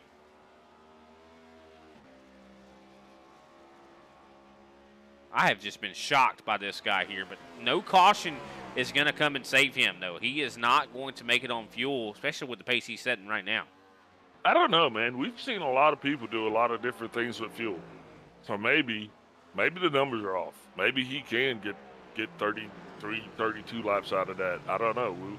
We're going to have to wait and see, and I'm as excited about it as you are.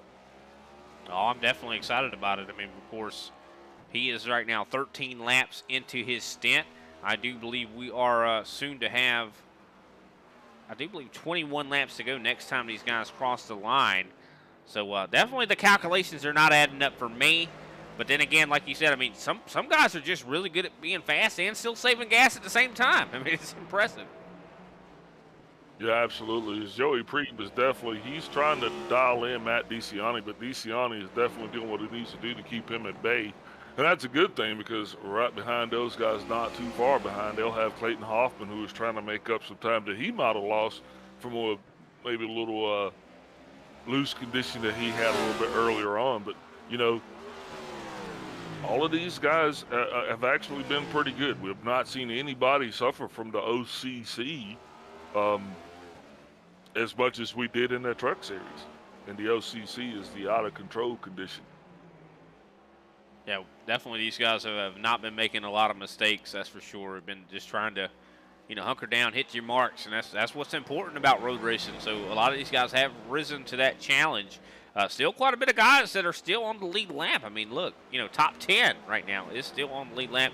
Mark Sanchez is going to be the one that's most in danger of going to lead the lap, down the lap, I should say. But he is right now 49 seconds behind Joseph Lester, so I don't believe he's in danger anytime soon. But, you know, I could be wrong here, as his lap times are quite a bit slower than Joseph Lester. Joseph Lester hitting a minute 16 second lap last time by. Mark Sanchez, minute 20.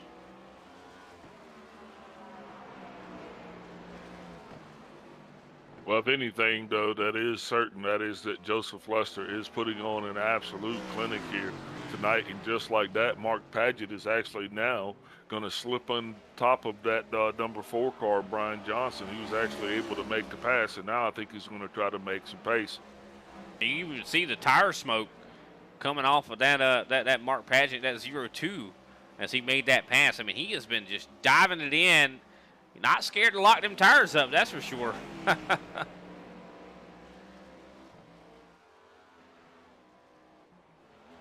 Yeah, but Lester definitely got to be enjoying the lead that he has built for himself here, because right now the only person that's going to get in his way is himself. So hopefully his fuel calculations are right, because that's not our job, right, Brian? Our job is to sit up here and call the race, not to try to speculate what these guys are doing. Obviously, they know what they're doing. That's I don't why know. I like to speculate. I like to speculate. Speculation is kind of fun, you know, I will admit that. But, you know, we could be wrong, and I don't like to be wrong. Oh, I mean, I'm more than willing to be wrong. I just like to have fun and you know, engage with the fans out there. You know, what do you guys think is going to happen? Definitely make sure you leave a comment or something like that down below. That way, you know, whenever these guys go back and watch it, they definitely can see that in the live chat. I think Brian Johnson's kind of struggling right now. I think you might have called it, Big Al. This is one instance I think you might have been right here. I think he might have been burning that tire up. You know, that is one of the things, too, that's in this new update that we had here. There are, you know, tire discrepancies, if you will, in regards to the way, well, not discrepancies, that's not the right word, but there are changes in the way the tires wear on these next gen cars. So I don't know. I think after this, maybe that'll be a question that we'll ask the drivers. Hey, did you guys actually notice anything on that here as this race did wear on? But not a lot of laps to put on these tires. I just think they're holding up pretty good here tonight overall. And we got the relative up here, change it to the lap times. You can see the last laps these guys turned. Joseph Lester, almost one of the fastest laps of the race, minute 15.638 versus Mark Padgett's 1:16.223. You can see what everybody else is kind of turning right now relative. Joey Plebe is right there on Matt DeCiani. He is working on him to try to get up into the top 4. Clayton Hoffman right there also, and he's turning faster laps than both of the guys in front of him. Yeah, that 65 just has not been able to get around Matt DeCiani. DeCiani's doing everything that he needs to do to keep that car in position. Now, just like that, Robert Pattengill finds himself in the side of the leader, and he's possibly going to find himself going another lap down.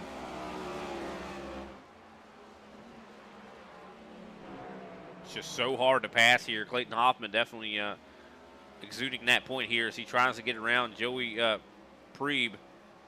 Not able to do so. He falls off quite a bit once he gets closer to those guys. So Joey Preeb probably feeling a lot of pressure. He's like that 92. He's known to be quite a intimidating guy. I'd want to get around Matt DeCiani as quick as I could so that way I can kind of stay away from that 92. Yeah, one of the things we talked about too, you definitely want to make those moves earlier on. You don't want to make them later on, because the longer you go in this thing, and I don't care if tire wear is an issue or not, but the longer you stay out there on this track, which it's 124 degrees, the more those tires are going to wear. I mean, tire degradation is going to be a factor here. With 18 to go, you're going to start to see these lap times are already starting to fall off. Sorry to interrupt you. Mark Padgett, he goes around.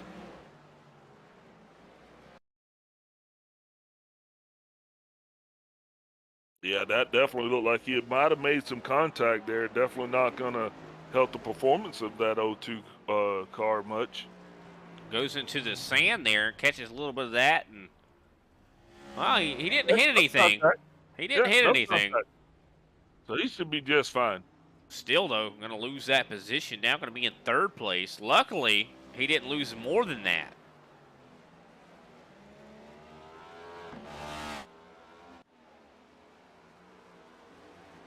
And he's actually going to go down pit road here. Mark Padgett taking a trip down. That's interesting. Maybe he burned his tires up. Definitely could have been the case there. Got to be something, because why else would he? I mean, this guy's running in second place.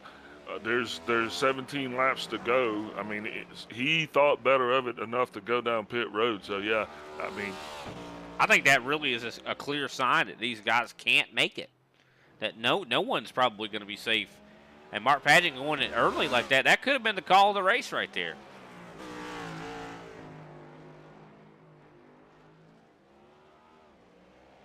As I do believe next time out, we're going to have 16 laps to go. Curious if anybody else is going to make that call here shortly. I mean, Joseph Lester right now 18 laps on his equipment. No, 19 laps on his equipment, which 19 plus 17, I don't think that equals 30. That it does not. That's 36, Brian.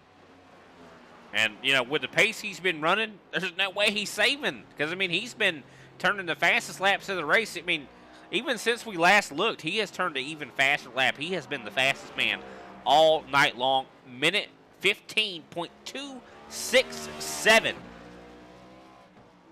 I think that's much faster than what we saw in that Juggernaut Truck Series last night on BMN. Yeah, I mean, he's moving pretty good. Now he's going to find himself coming up to Al Koslowski, and then he'll have Mark Sanchez.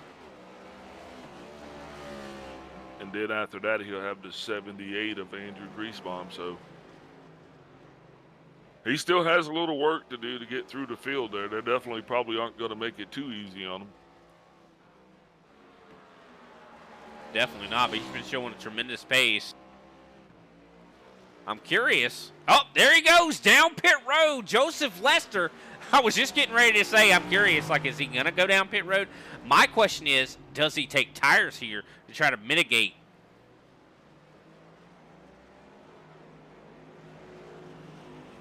Because, I mean, we've seen him be so good on old tires. Can he make that work, Big Al? I think it's a real possibility.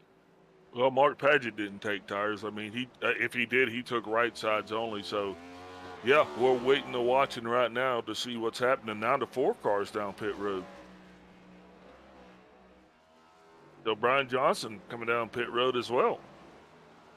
This is very interesting how this is turning out. I love these kind of races where it's all about the strategy.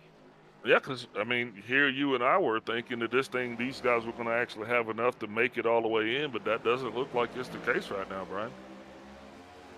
Matt DeCiani now up to the lead. We had talked to him earlier.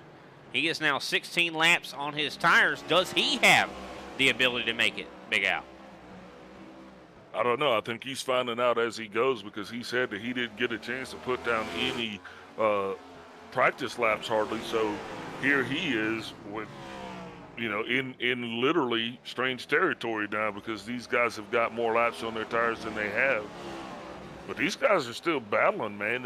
You've got Clayton Hoffman that's trying to get around Preeb, and they're battling for second place now. And look at that. Joseph Lester is right there behind them. Lester exited the pits behind Clayton Hoffman. This is going to complicate things quite a bit, Big Al. This is getting exciting.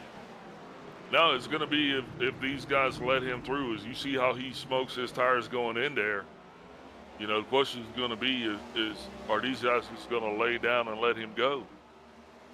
I don't believe anybody's going to be doing any laying down, that's for sure.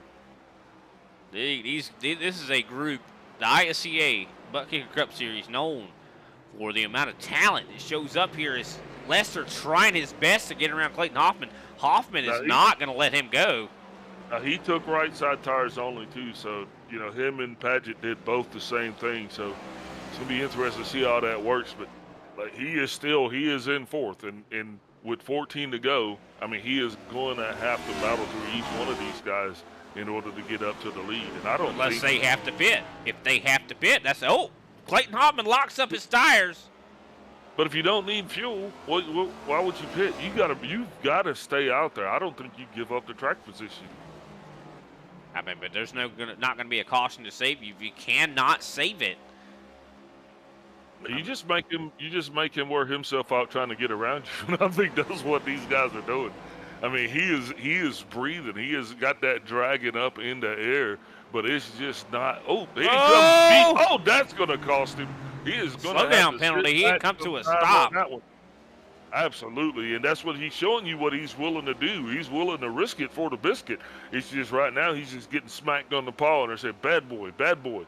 So he's got to have to be patient, if he's going to get around these guys, because he didn't take 4 tires. So when you got older tires, and remember, this track's not getting any cooler. It's up to $125 now. So when you got older tires, man, you do have to handle that car a lot more.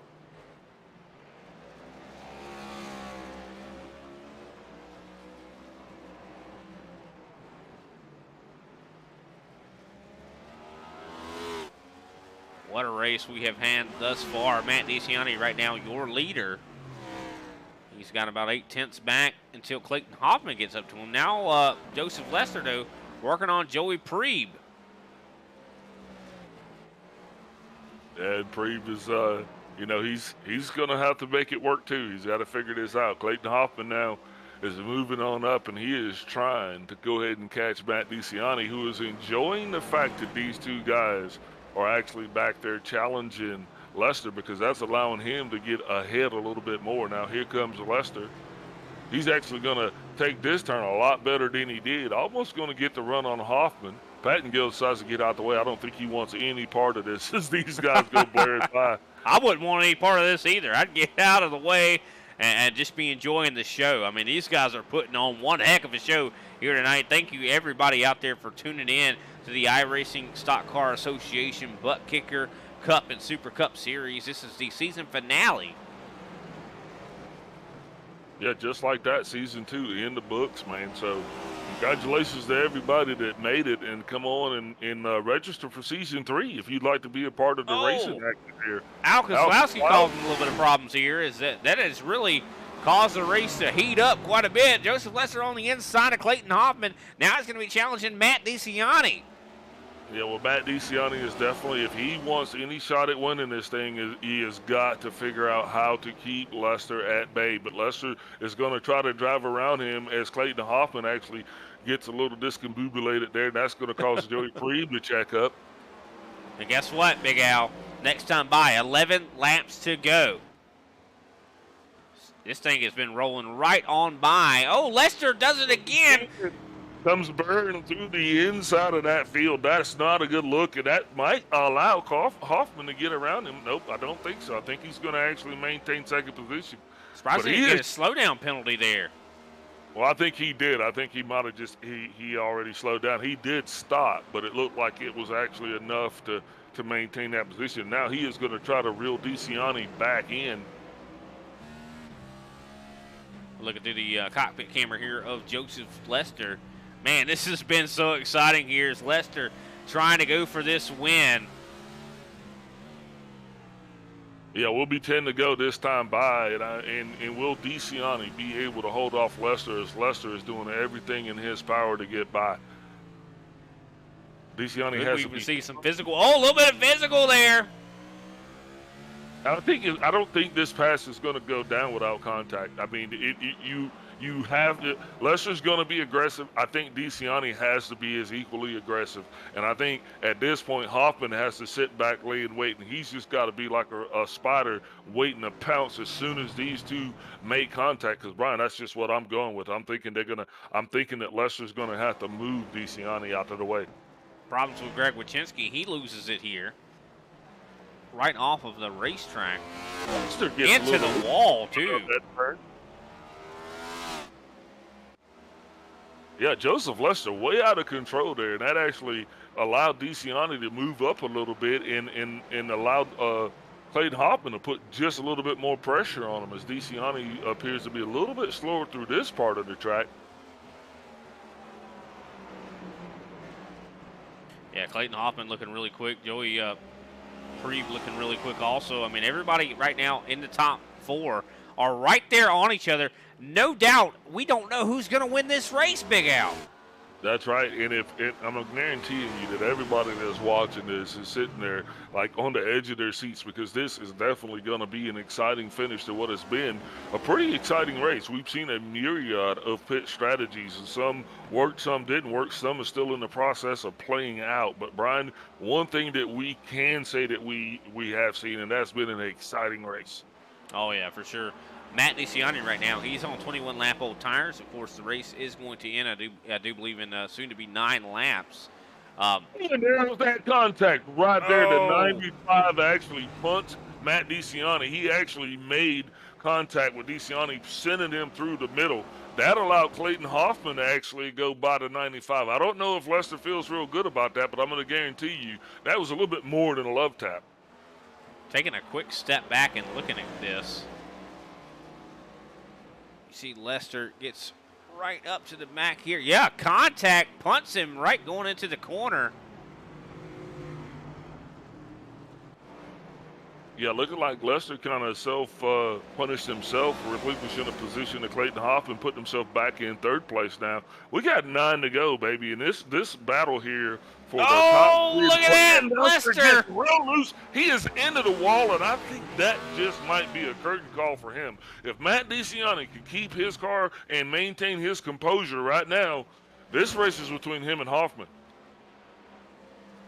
Man, oh man, that was insane.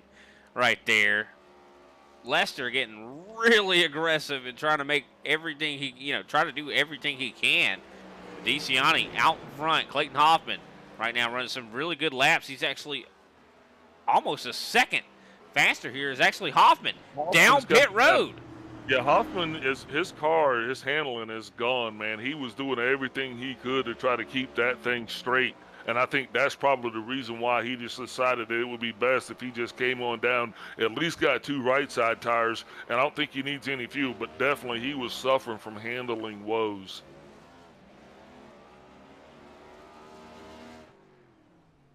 I will tell you what.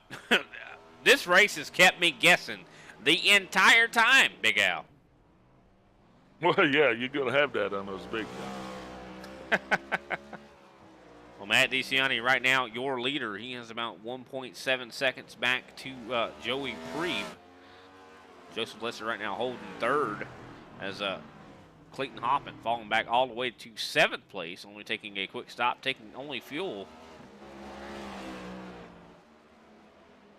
Yeah, so the question is going to be is just how much damage did Joseph Lester suffer when he not only lost control of his car but made contact with that wall, and that was not just incidental contact. If you add that to the contact that he made when he made the incidental contact with Matt DeCiani punting him through the turn, you add that on top of the other, I'm thinking he's got at least a couple of minutes of optional repairs there. Matt DeCiani going really wide in that last corner. Now Priebe finds himself coming down pit road. 7 to go, Matt DeCiani now. So the question is going to be, does DeCiani have to pit? Because everybody behind him has already done just that. He has to keep his foot, though, firmly on that throttle. He can't let up, because if he does, that 95 car is going to be right there behind him, and I think he might just have enough to make it contentious. But just like that, Mark Paget finds himself back up in 3rd place, Brian. This race has kept us guessing this entire time. I mean, guys we think that can make it are down pit road, taking that pit stop. So that makes me think Matt DeCiani cannot make it. I don't know, though. Next time by, going to be 6 laps to go. Going to be very curious to see what actually happens here. Can Joseph Lester get this win, even with that huge mistake? I mean, man, I mean, this has been just nothing but craziness. Ladies and gentlemen, if you're enjoying this, please give us a like and subscribe, because, I mean, I'm telling you what, this has been some awesome racing here tonight. Yeah, and as I'm looking at it now, my numbers, DeCiani's going to come up a lap short if these numbers are even accurate. And just like that puts the 95 car in pretty good position right now, Brian. Yeah, I mean, even with that mistake he made, trying to, push it really hard to get that track position, it still could put him in prime position right now. He's still turning some very, very, very fast laps. Minute 15.750 last time by. So, I mean, I don't think that damage has really affected him quite at all. I mean, he is still looking quick. Yeah, he was the fastest on the racetrack with that last lap. So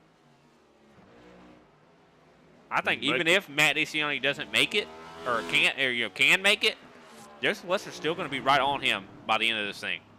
Yeah, Mark Paget is definitely going to be trying to do everything he can to reel in Joseph Lester, because, I mean, Lester's car did have some damage. I don't know how substantial it was, but it looks like it did not affect him at all as he is rolling, still the fastest car there on the track right now. It's definitely going to be difficult for Mark Paget to make that time up. I mean, he is definitely faster than the leader right now, but he's not faster than Joseph Lester. So if he can just keep his P's and Q's, he might be able to somehow finagle a second place finish here. But I don't know, though. I mean, DeCiani going to try everything he can here as Lester has closed in the gap. 2.3 seconds was just, I mean, last time we just looked, it was over 3 seconds. Now he has pulled in a half a second already. And it's 5 to go, and Jeff Souza also finding himself up there in that 5th place position. But he is on the same pit cycle as Matt DeCiani. So with 5 to go, DeCiani definitely has Lester now in his rearview mirror. Lester is going to close that gap. There's no denying that these two will come in to play with each other. Al Koslowski is up ahead of them.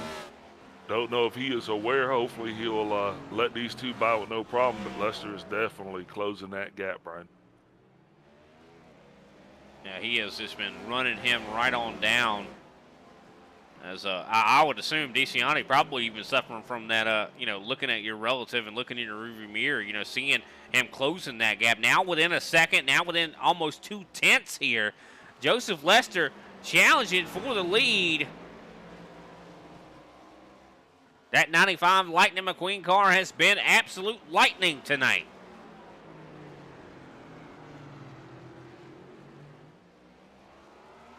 I mean, man, saw his performance last week at Gateway. Was really quick did not have the pace to be able to win it.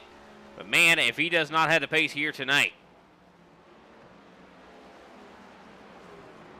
Matt DeCiani doing everything he can to maintain the lead as we are 4 to go right now. And, hey, Lester caught up with him.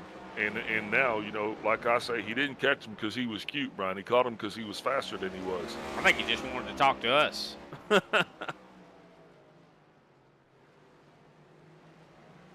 Well, he's definitely putting in a bid for it, that's for sure. The closer and closer he gets to DeCiani, the worse that car's handling. And we've seen, you know, Joseph Lester kind of suffer from that carrot on a stick mentality. You know, chasing that prize can also cause you to make mistakes. Yes, we got the 5-car Greg Watiski's down pit road right now.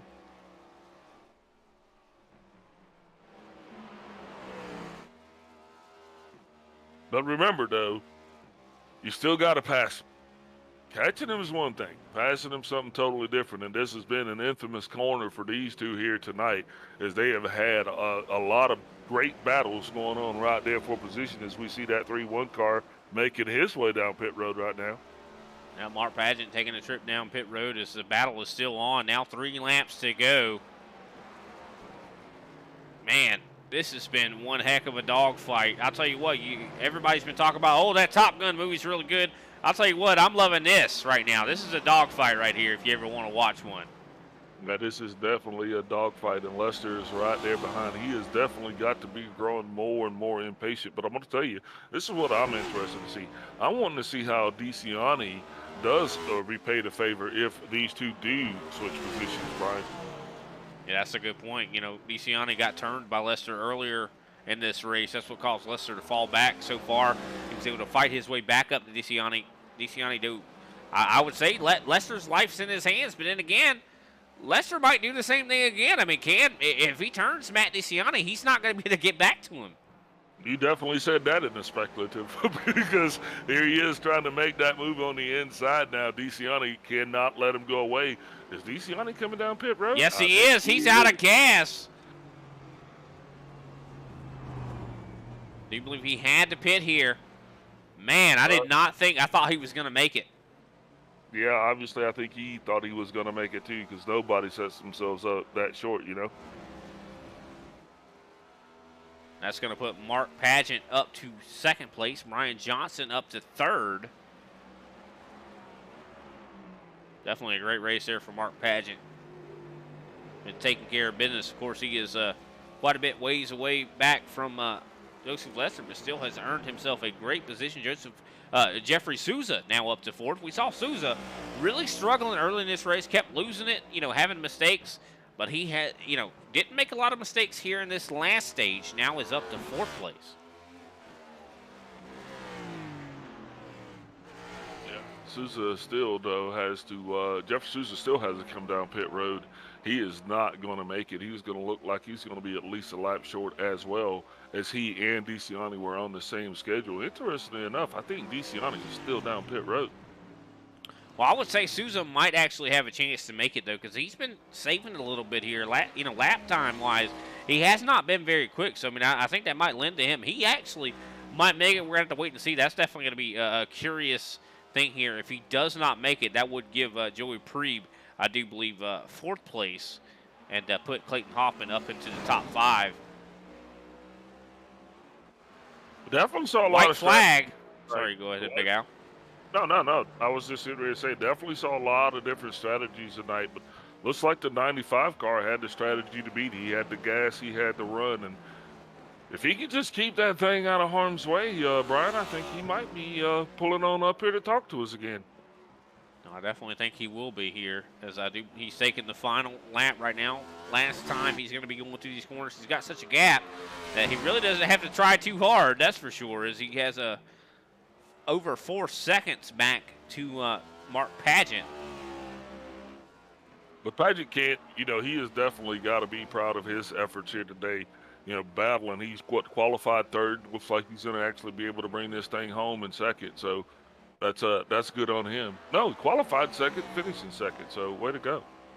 And not a bad day at all. But Joseph Lester to the last set of corners here. I do believe he is going to come home as our winner here tonight for the Charles Shaw 110 as he goes across the finish line. He is going to win Lightning McQueen style.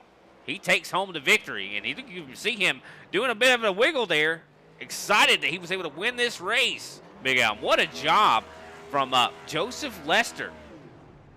Already burning it down. Mark Pageant going to finish in second place. Brian Johnson in third. Jeffrey Souza, fourth place. Fifth place going to be Joey Preeb. Sixth place, Clayton Hoffman. Seventh place, Matt DeCiani. Eighth place, Andrew Grisbaum. Ninth place, Mark Pageant. 10th place, Al Kozlowski. Yep, that's going to put Greg Wachinski in 11th. Robert Pattengill is going to be in 12th. Paul Osen, 13th. Kenny Powell in 14th with Philip Roderjic in 15th. And James Ockford rounding out the 16-car field, Brian. All right, well, we're going to take a quick step away. That way we can get everybody located here for the post-race show. Appreciate everybody watching. We'll be right back.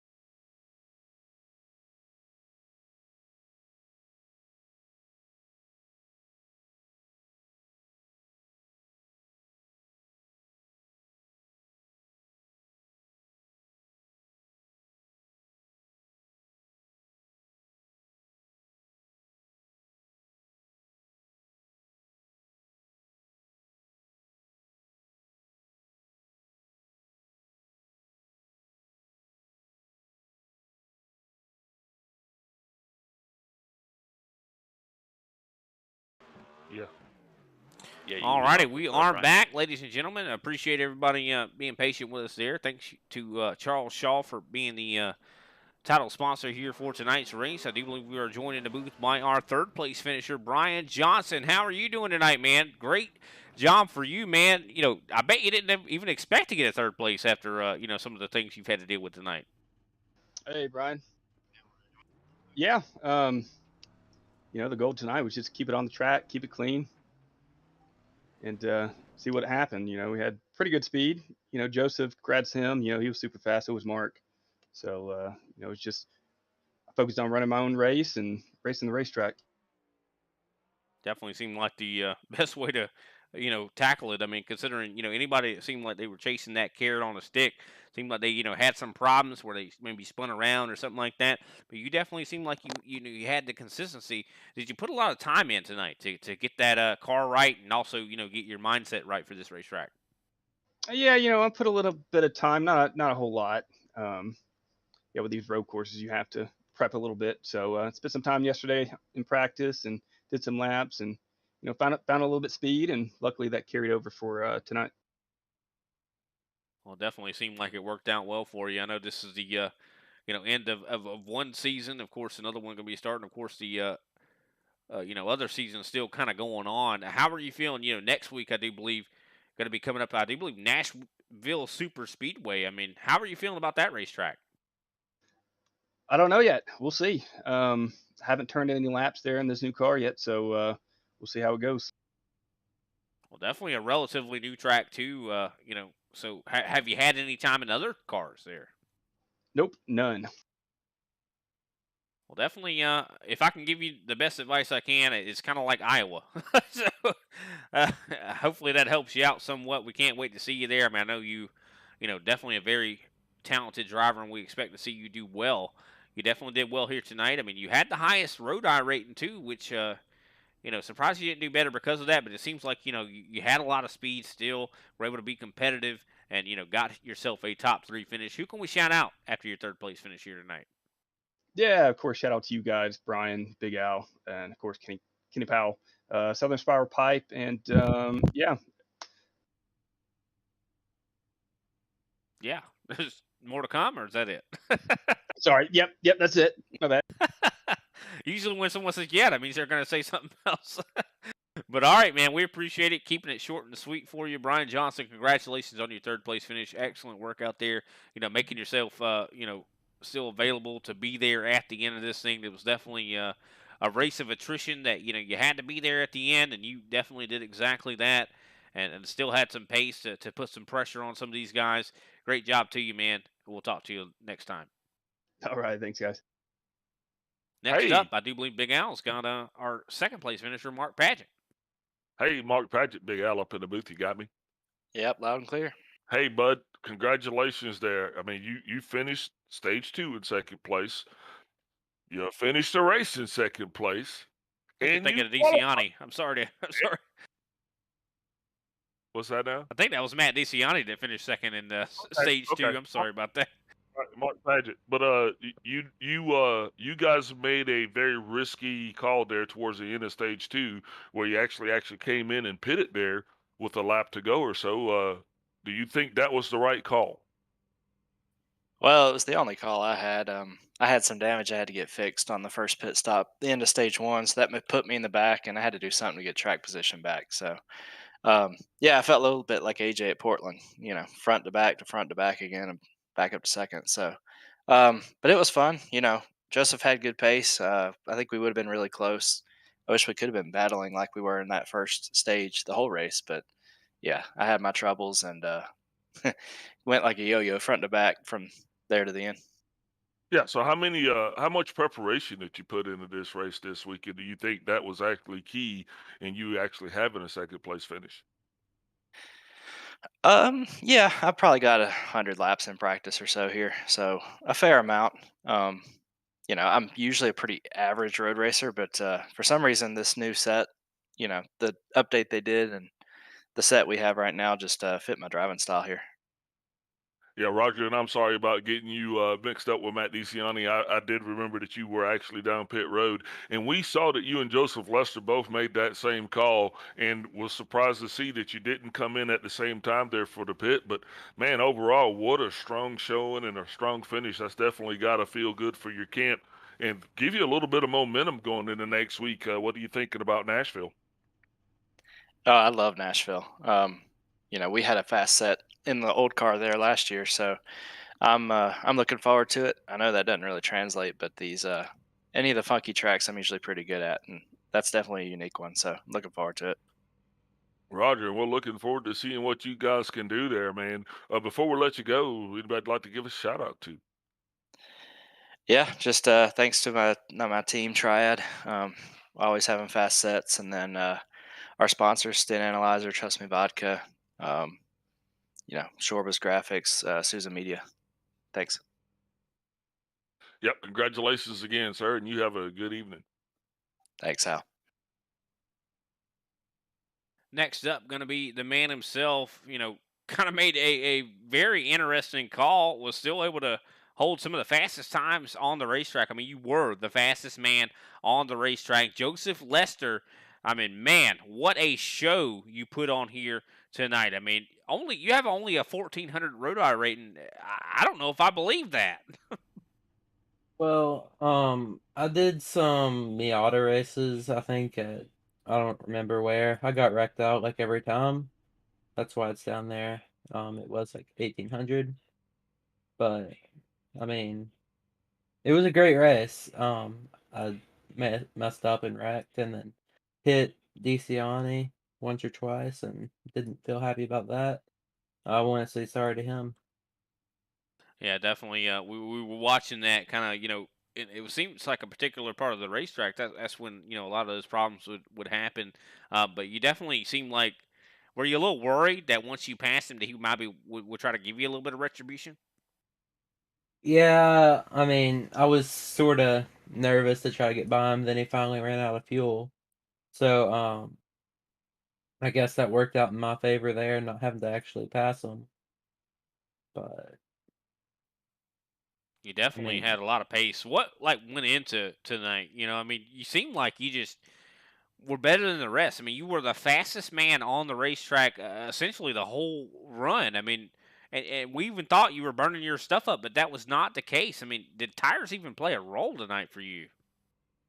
no, like I said in my other interview at the end of the stage, I've run like over 250 laps here this week, and there was no tire wear at all. I was running my best laps on old tires. I did decide to take tires when I came down and at the before stage 2, and I think that might have been what got me um to keep up front.